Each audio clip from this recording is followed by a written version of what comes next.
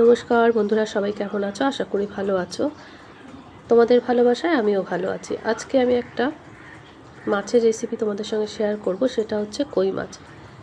কই মাছটাকে আমি বাড়িতে সামনে এসেছিল, সেখান থেকে কিনেছি। কড়াইতে বসিয়ে দিয়েছি সর্ষের তেল গরম করতে।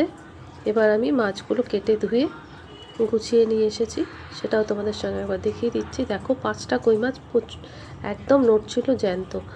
সেই জন্য বাড়িতে যে ঝুড়ি করে মাছ বিক্রি করতে আসে ওদের থেকেই নেয়। আর ওদের মাছগুলো কিন্তু খুব টেস্টি হয় আর খুব জ্যান্ত টাটকা। ওরা একদম গ্রাম থেকে নিয়ে আসে, সেই জন্য ওদের কাছ থেকে মাছ নিলে আমি সঙ্গে সঙ্গে সেদিনকেই রান্না করার চেষ্টা করি। এবার মাছের মধ্যে নুন হলুদ ভালো করে মাখিয়ে নিয়েছি। এবার আমি গরম তেলে এক এক করে ভেজে নেব। আর কই মাছ জানোই তো, বেশি ভাজলে কিন্তু শক্ত হয়ে যাবে, হালকা করে ভেজে নিতে হবে। তেল আমার গরম হয়ে গেছে, এবার আমি মাছগুলো এক এক করে ছেড়ে দেবো। যারা আমার এই ভিডিওটা দেখছো তাদের সবাইকে একটাই অনুরোধ, সবাই একটা লাইক কমেন্ট অবশ্যই করবে। ছোট্ট একটা কমেন্ট কিন্তু আমাদের ভিডিও বানাতে উৎসাহিত করে, সেই জন্য বলছি ছোট্ট একটা কমেন্ট অবশ্যই করবে। আর লাইক শেয়ার করতে ভুলো না। আর যারা নতুন বন্ধু আমার এই ভিডিওটাই প্রথম দেখছো তারা কিন্তু সাবস্ক্রাইব করে পাশে থেকে যেও। আর ভিডিওটা পরপর দেখার জন্য আমি যখনই ভিডিও ছাড়বো তোমরা দেখতে পাবে, সেই জন্য কিন্তু বেল আইকনটাকে অবশ্যই অল করে দিতে হবে। তাহলে দেখতে থাকো আমার এই মাছের রেসিপিটা। আর মাছের রেসিপিটা দেখার পর তোমরা কিন্তু একবার অবশ্যই এইভাবে বাড়িতে রান্না করবে। তারপরে সে কমেন্ট বক্সে জানিও তোমাদের কেমন হয়েছে মাছের ঝোলটা। আমি কিন্তু জ্যান্ত মাছ এভাবেই রান্না করি আর খেতে খুবই টেস্ট হয়। জ্যান্ত মাছ সামান্য কিছু দিয়ে রান্না করলেই ভালো হয়। নিশ্চয়ই তোমরাও এভাবেই করো, তবুও আমার মতন করে একবার দেখো। আমি যেভাবে করেছি সেটাই তোমাদের সঙ্গে আজকে শেয়ার করলাম। মাছগুলো আমার মোটামুটি ভাজা হয়ে গেছে। আর বেশি করে কিন্তু জ্যান্ত মাছ ভাজতে নেই, হালকা করে ভেজে নিতে হয়। মাছ ভাজা কমপ্লিট। এবার আমি ওই তেলের মধ্যেই দিয়ে দেব আলু লম্বা লম্বা করে কেটে নিয়েছি। এই মাছের জন্য লম্বা আলু কেটে দিলে কিন্তু বেশি ভালো হয়। যে যেরকমভাবে কাটবে সেটা সেরকমভাবেই রান্না হবে, আর তার মতো করেই সে কাটবে। আমি কিন্তু লম্বা করে কেটেছি, সেটাই তোমাদের দেখালাম। আর গোটা জিরে কিন্তু আমি এতে ফোড়ন দিয়েছি। আলুটা মোটামুটি ভাজা হয়ে গেছে, আমি ওর মধ্যেই দিয়ে দিয়েছি গোটা জিরে। আলু ভাজার সঙ্গে সঙ্গে জিরেটাও ভাজা হয়ে যাবে। যেহেতু বললাম চটজলদি রান্নার জন্য কিন্তু এভাবেই সাধারণত করে ফেলবে। আর একটু আদা বাটা মানে গ্রেট করে নিয়েছি গ্রেটারে, সামান্য একটু আদা গ্রেট করে এর মধ্যে দিয়ে দিয়েছি। আর দিয়ে দেব এর মধ্যে, পরপর দিচ্ছি দেখতেই থাকো, ফুলকপি। সবাই জানো কই মাছ আলু ফুলকপি দিয়ে কিন্তু দারুণ খেতে হয়, সেই জন্য এর মধ্যে ফুলকপি দিয়ে দিয়েছি। এবার ফুলকপিটাকেও একটু ভালো করে ভেজে নেবো। আর ফুলকপিটা ভাজা হয়ে গেলে আমি কী দিচ্ছি সেটাও একবার তোমাদের সঙ্গে শেয়ার করছি, পরপর দেখতে থাকো। ফুলকপিটা আমি যেহেতু পরে দিয়েছি, সেই জন্য ফুলকপিটাকে কিন্তু একটু ভালো করেই ভাজতে হবে। আর যখনই কোনো সবজি বা মাছ রান্না করবে, তার সবজিটা যদি ভালো করে ভাজা হয় তার টেস্ট কিন্তু ভালো হয়। আর অল্প ভেজেই জল দিয়ে দিলে সেই টেস্টটা কিন্তু আলাদা হয়।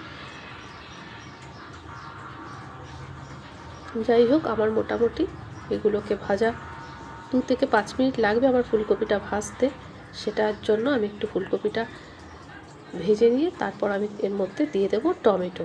ছোট ছোট করে টমেটো কেটে নিয়েছি, খুব বড় টমেটো নয়, সেই জন্য 4 টুকরো করে দিয়ে দিয়েছি। ছোট টমেটো বলেই এর মধ্যে দিয়ে দিয়েছি। আমি বারবারই বললাম চটজলদি রান্না করবে তখন এইভাবে করবে।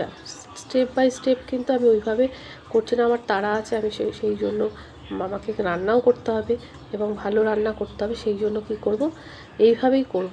তাহলে কি হবে, রান্নাটাও টেস্ট হবে, খেতেও ভালো হবে, আর ঝটপট রান্নাটাও হয়ে যাবে।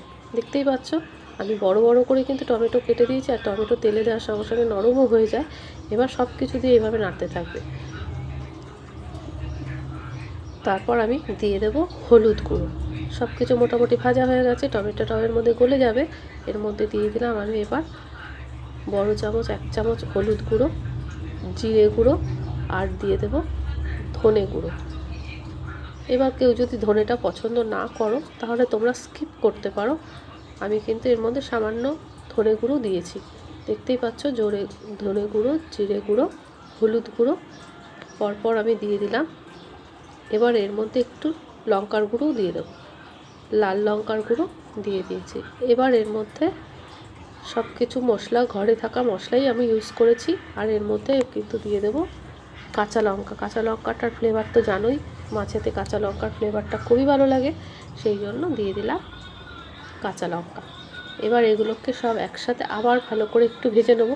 সাথে আমার ফুলকপিটাও আর একটু ভালো ভাজা হয়ে যাবে। আমার আলু তো আগেই ভাজা হয়ে গেছে। এবার দেখতেই পাচ্ছ সব মশলা কিন্তু রেডি। এবার মোটামুটি আমার এই রান্নার মধ্যে সমস্ত তেল মশলা, দেখো কালারটা কত সুন্দর এসেছে, সব কিছু আমার কমপ্লিট। এবার আমি এর মধ্যে দিয়ে দেবো গরম করে রাখা জল।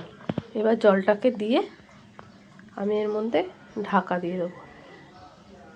দেখতেই পাচ্ছ, কোথাও বেরোবার থাকলে, কোনো কাজ থাকলে বা কেউ বাড়িতে এলে এরকমভাবে যে কোনো মাছই তোমরা করে নিতে পারো। আমি যেরকমভাবে তাড়াহুড়োর মধ্যে রান্না করে থাকি আমি সেভাবেই কিন্তু আজকে দেখালাম। আজকের রেসিপির কিন্তু কোনো আলাদা কিছু নয়।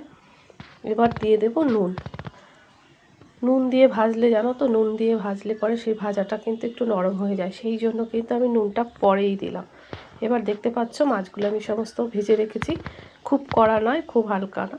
এবার জল যখন ফুটে গেছে, সবজি তো বয়েল হয়েই গেছে, এবার আমি একে একে মাছগুলোকে দিয়ে দেব। সব মাছগুলো আমি ঝোলে দিয়ে দিয়েছি। দিয়ে এবার আমি এটাকেও 2 থেকে 3 মিনিটের মতো বয়েল করব। এটা যতক্ষণ মাছগুলো একটু ভেতরে ঝোলটা যাবে একটু ঢাকা দিয়ে রাখবো। দেখতেই পাচ্ছ কত তাড়াতাড়ি, কত সুন্দরভাবে রান্নাটা হয়ে গেল। আর জ্যান্ত মাছ আরও তাড়াতাড়ি হয়ে যায়। এবার ওপর থেকে ধনেপাতা, কই মাছকে ফুলকপি আলু ধনেপাতা দিয়ে তো সবাই খাও, দেখতেই পেলে আমিও করলাম। ধনেপাতা দিয়ে দিয়েছি, দিয়ে এবার মাছটাকে ফুটতে দেব।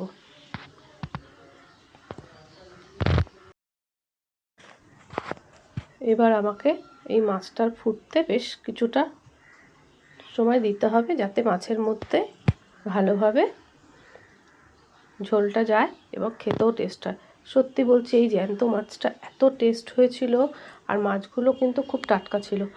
জ্যান্ত মাছ ওরা যে নিয়ে আসে সেই মাথায় করে ঝুড়ি করে, সেই মাছটা আলাদা টেস্ট। এবার আমি যে ঘরে ভাজা মশলা রয়েছে, এই মশলাটা মাছের ওপর ছড়িয়ে দেবো। আমার দেখতেই পাচ্ছ ঝোলও কমে এসছে, মোটামুটি সব রেডি।